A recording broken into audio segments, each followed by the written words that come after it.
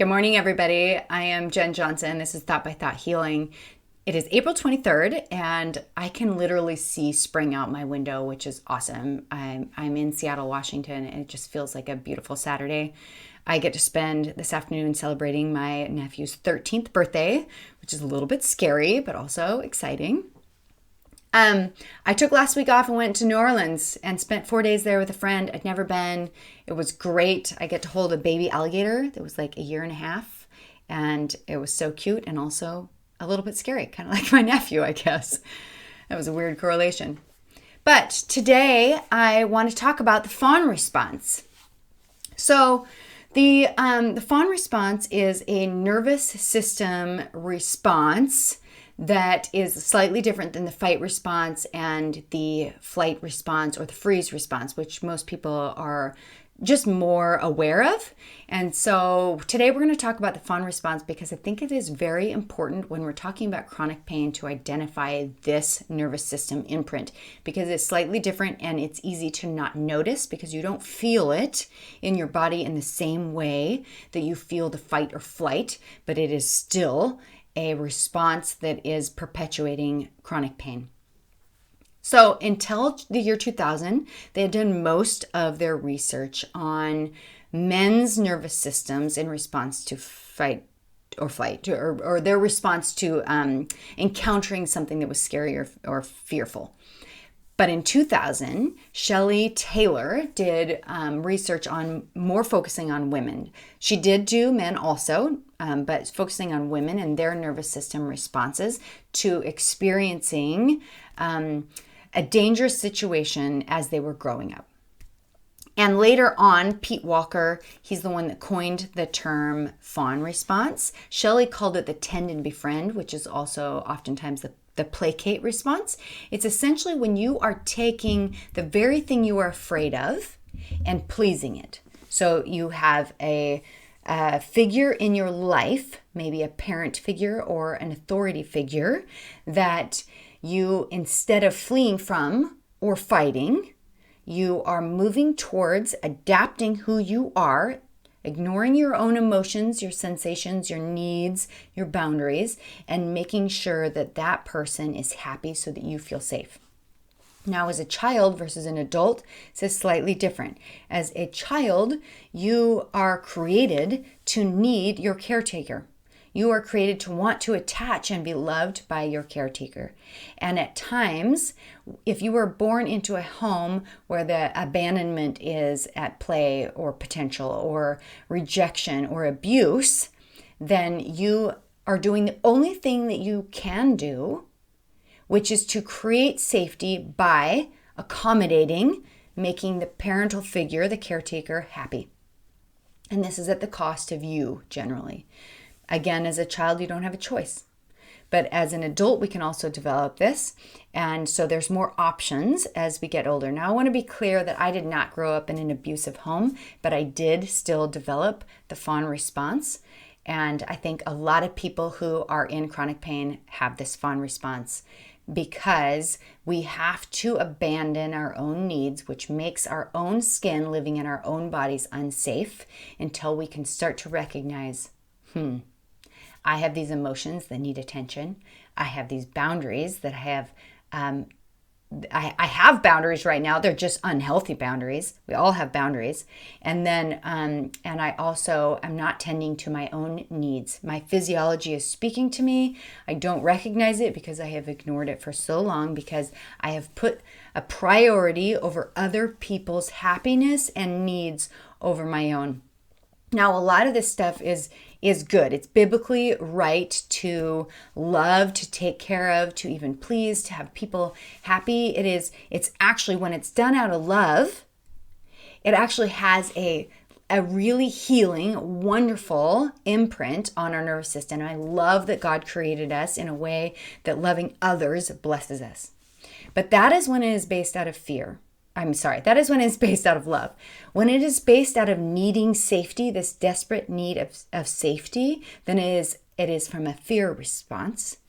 And then we are appeasing people. We're showing up great because it's the only way to feel safe. We are smoothing things over. We're the empath.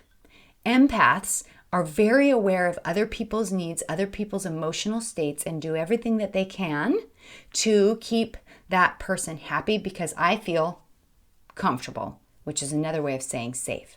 If the people around me are comfortable in however they're behaving, sometimes we condone behavior because instead of standing up to them or standing up for yourself, it is easier to smile or laugh or go along with what these other people are, how they're acting. And this one is based out of fear, and it is terrible for the nervous system. Now, the fight and the flight part of our nervous system, or the imprint that fighting has and fleeing have on our nervous system, is one that's more noticeable than the fawn response. Because the fawn response, we often do it with a little bit of ease and comfort, and we put a smile on our face. And so there's less of a physiological change in our bodies, so we don't note it as much. And also, when we live like this for so long, we don't even recognize that we don't stand up for ourselves anymore. We don't recognize that our voice doesn't have a place in your friend group, or you just don't recognize your own patterns because it has been part of what has kept you safe and kept you accepted for so long. Especially if, like I was saying, you experienced abandonment or abuse in a situation, whether childhood or adulthood. When you've experienced those things, it's really imprinted in how you operate and who you essentially are. And so when we're looking at this, we're looking at what has happened is that you have rejected your own emotions because maybe when you cried or when you felt disgusted or angry or afraid, you received abuse or rejection based on that, you expressing that emotion. So you have rejected your own emotions. And the reason that is dangerous is that our emotions are an indicator of what's happening in our environment and what is good and bad. And oftentimes, yes, our emotions can be misleading, but oftentimes they are an indication of boundaries and needs that you have. Like I have always said, emotions are an invitation to draw near to God, because when we draw near to God, we get to know His character. And based on His character, we then realize boundaries that are biblical and good and based on Him. We can establish those and naturally meet the needs that our bodies and our brains have together. But when we ignore our emotions and we don't deal with, when we suppress and dissociate from how we feel, then it creates this discord because we do not take care of ourselves, and those emotions get stuffed, and therefore we don't have boundaries, we don't take care of what we need, and it's no longer safe to be in your own skin because we are so busy keeping everybody happy around us. The hard part about this is that it looks good. People will say, oh, she's so nice, she's so great, I love being around her. I feel really safe and comfortable with who I am.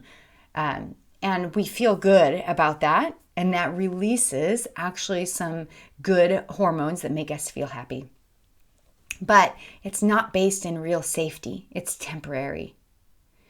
We're actually still in conflict and not taking care of ourselves. We're not going to God. We're just pleasing the people around us. So when we're healing, we need to pay more attention to our emotions. We need to recognize that we need to have healthy boundaries. Like I said before, you already have boundaries. They just might not be well placed. And we have needs that need our attention, and they need to be validated and recognized. And that is okay to have needs.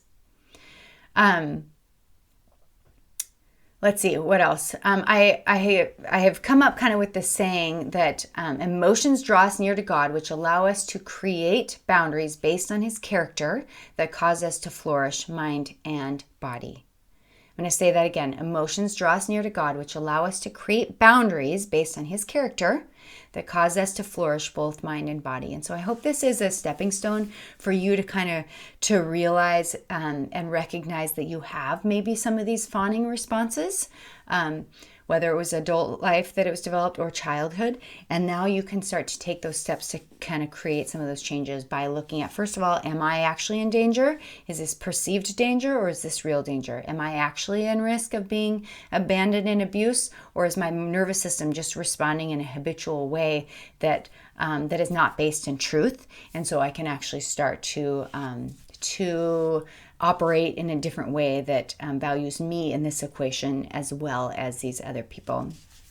Please check out my website, Thought by Thought Healing, where I have a course called Conquering Chronic Pain Through Science and the Gospel. And I help people kind of work through how to plan and how to change as we identify these traits, and how to change and how to allow Jesus's character and the way that he loves you to change how you mentally respond to other people. Oftentimes we do not need to change our behavior. Oftentimes we still get to be loving individuals, but it is based out of this love response and this freedom response and God's good character, instead of out of this fear and this earning of safety. So thanks for watching, you guys. Again, hope it was helpful. Follow me on Facebook and Instagram for daily tidbits and help on how to take that path out of chronic pain. I'll talk to you guys next week. Thanks. Bye.